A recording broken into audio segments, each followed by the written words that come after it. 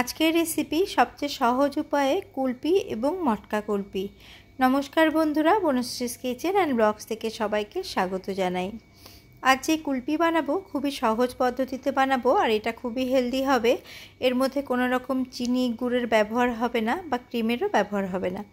তবে চলুন আজকের রেসিপিটা কিভাবে তৈরি করি সেটা দেখে নেওয়া যাক। এর জন্য আমি যা যা উপকরণ সমস্ত কিছু নিয়ে নিয়েছি। এখানে নিয়ে নিয়েছি 1 কাপ মাখানা।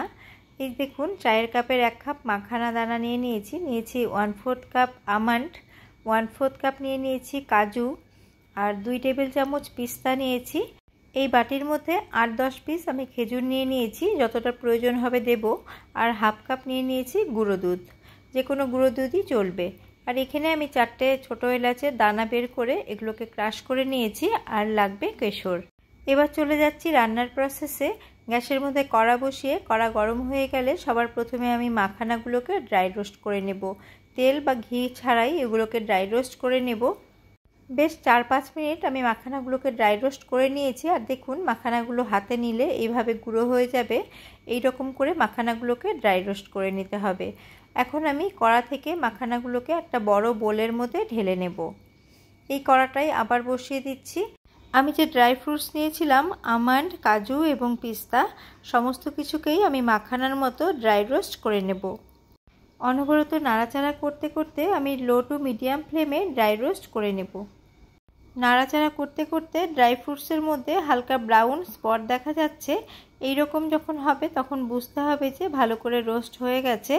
এবার আমি মাখানার সাথে একসাথে ড্রাই ফ্রুটসগুলো রেখে দিলাম। এবার চলে এসেছি পরের স্টেপে। আমি একটা ভারী বটম প্যান নিয়ে তার মধ্যে 2 কাপ দুধ দিয়ে দিচ্ছি। আর দুধটা আগে থেকেই জাল করা ছিল। দুধটার আমি সরটাকে ছেঁকে নিয়ে আমি দুধটা দিয়ে দিলাম। গ্যাসের ফ্লেমটাকে আমি অন করে দিয়ে একদম লোতে করে দিয়েছি। হালকা গরম দুধের মধ্যে এবার আমি গুঁড়ো দুধটা মিশিয়ে নেব। খেয়াল রাখতে হবে দুধটা যাতে বেশি গরম না হয়ে যায়। বেশি গরম হয়ে গেলে কিন্তু এই গুঁড়ো দুধটা সহজে মিশতে চাইবে না। সেক্ষেত্রে আপনারা গ্যাসের ফ্লেমটাকে আবারও অফ করে দিয়ে ভালো করে দুধটাকে মিশিয়ে নেবেন, তাহলে খুব সুবিধা হবে। একটা হুইস্কের সাহায্যে দুধটাকে খুব ভালো করে মিশিয়ে নিয়েছি। এখন গ্যাসের ফ্লেমটাকে আমি মিডিয়ামে করে দিয়ে অনবরত স্ক্র্যাচ করে এটাকে নেড়ে যাব, নয়তো এর মধ্যে গুঁড়ো দুধ আছে, দুধটা কিন্তু নিচে ধরে যাওয়ার সম্ভাবনা থাকবে।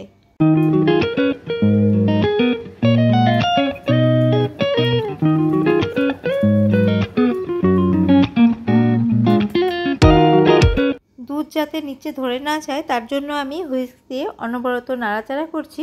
আপনারা এই ক্ষেত্রে হাতা দিয়েও দুধটাকে নিচটা স্ক্র্যাচ করে নাড়তে পারেন। দেখুন, নাড়াচাড়া করতে করতে দুধ ফুটে উঠেছে। দুধটা মিনিট খানেক আমি ফুটিয়ে নিয়েছি। এবার আমি যে ড্রাই ফ্রুটসগুলো রেখেছি তার মধ্যে পুরো দুধটাকে ঢেলে দেব।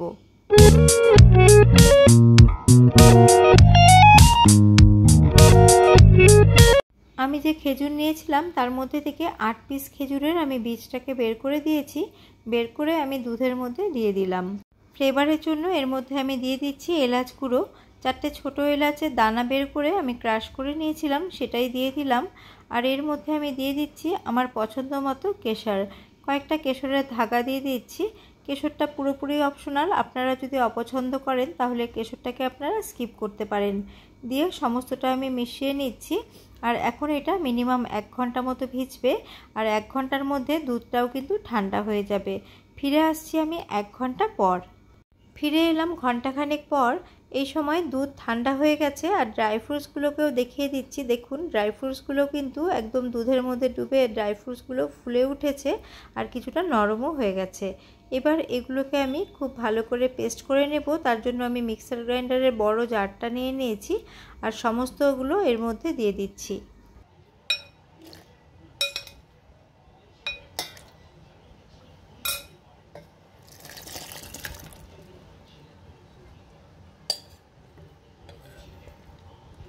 খুব ভালো করে আমি মিক্সচারটাকে ব্লেন্ড করে নিয়েছি। আর দেখুন এই রকম হয়েছে। আমি একটু দেখিয়ে দিচ্ছি কতটা ক্রিমি হয়েছে এর টেক্সচারটা। এখনই কিন্তু দেখে মনে হচ্ছে পুরোটা খেয়ে ফেলি। আর দেখুন কতটা ক্রিমি হয়েছে। এবার আমি এগুলোকে মোল্ডের মধ্যে দেব। এই মিক্সচার দিয়ে আমি কুলপি এবং মটকা কুলপি দুরকমভাবেই দেখাবো। প্রথমে আমি কুলপির মোল্ডের মধ্যে আমি মিক্সচারটা দিয়ে দিচ্ছি।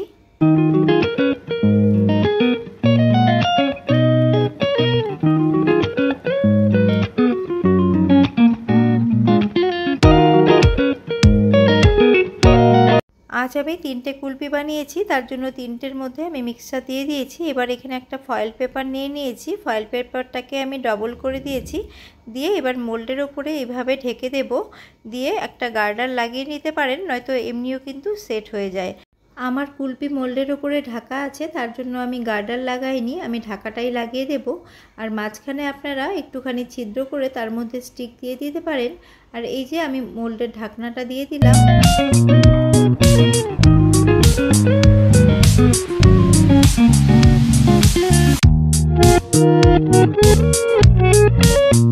তিনটা কুলপি আমার রেডি হয়ে গেছে। বাদ বাকি মিক্সচার দিয়ে আমি মটকা কুলপি বানাবো, তার জন্য এগুলো নিয়ে নিয়েছি। আর এগুলো দেখতে খুব সুন্দর, একদম মটকার মতো, তবে এগুলো কিন্তু মাটির নয়, এগুলো চীনামাটির। এবার এগুলোর মধ্যে বাদ বাকি মিক্সচারগুলো আমি ঢেলে দিচ্ছি।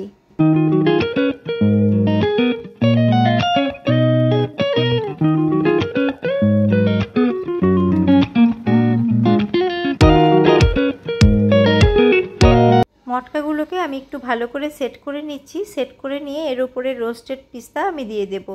আপনারা আপনাদের পছন্দ মতো যে কোনো ড্রাই ফ্রুটস এর মধ্যে দিতে পারেন।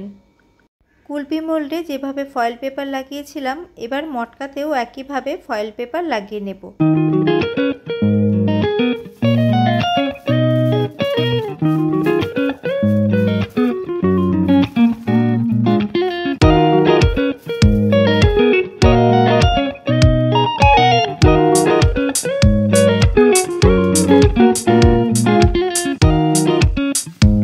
কুলপি মোল্ড এবং মটকা সবগুলোর মধ্যেই আমি ফয়েল পেপার লাগিয়ে নিয়েছি। আর এবার আমি মটকার মধ্যে আমি গার্ডার লাগিয়ে দিচ্ছি।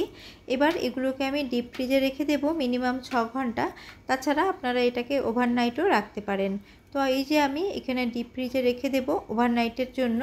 ফিরে এলাম পরের দিন সকালবেলায়। আমি 3টে কুলপি বানিয়েছিলাম, তার মধ্যে থেকে একটা কুলপি অলরেডি 6 ঘন্টা পরে খাওয়া হয়ে গেছে। আমার হাজব্যান্ড টেস্ট করেছে আর বলেছে খুব সুন্দর হয়েছে। আর এই যে দেখুন কত সুন্দর হয়েছে। আর এগুলোকে আমি এখন ডিমোল্ড করব।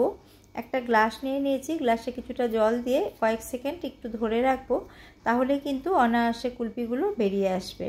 আর দোকানে যেভাবে করে হাতের মধ্যে এইভাবে একটুখানি ডলে দিয়ে তারপরে বের করে, আমিও ঠিক একই রকম প্রসেসে এগুলোকে বের করে নিচ্ছি। আর এই যে দেখুন কতটা ইয়ামি হয়েছে। কেশর ব্যবহার করা হয়েছে, তার জন্য কিন্তু এর কালারটা একদম দোকানের কুলপির মতো হয়েছে। এর ওপরে আমি একটুখানি পিস্তার গুঁড়ো দিয়ে একটুখানি গার্নিশিং করে দিচ্ছি। আর দেখতে কিন্তু খুবই লোভনীয় লাগছে, মনে হচ্ছে এক্ষুনি খেয়ে নিই। আর আপনাদের কেমন লাগছে আপনারা কিন্তু কমেন্ট করে অবশ্যই জানাবেন। কুলপি মালাই তো খুব সুন্দর জমেছে। এখন চেক করে নিচ্ছি মটকা কুলপিটা কীরকম হয়েছে। আর দেখুন মটকা কুলপিও কিন্তু দেখতে খুবই লোভনীয় লাগছে। আর একটু খেয়ে দেখি কীরকম হয়েছে। মটকা কুলপিও কিন্তু অসাধারণ হয়েছে। আমার আজকের এই কুলপি মালাই এবং মটকা কুলপি আপনাদের কেমন লাগলো কমেন্ট করে জানাবেন। ভালো লেগে থাকলে আপনারা বাড়িতে একদিন হলেও অবশ্যই ট্রাই করবেন। আবারও আমি হাজির হয়ে যাব অন্য কোনো রেসিপি নিয়ে বা ব্লগস নিয়ে। আজ এই পর্যন্তই, নমস্কার।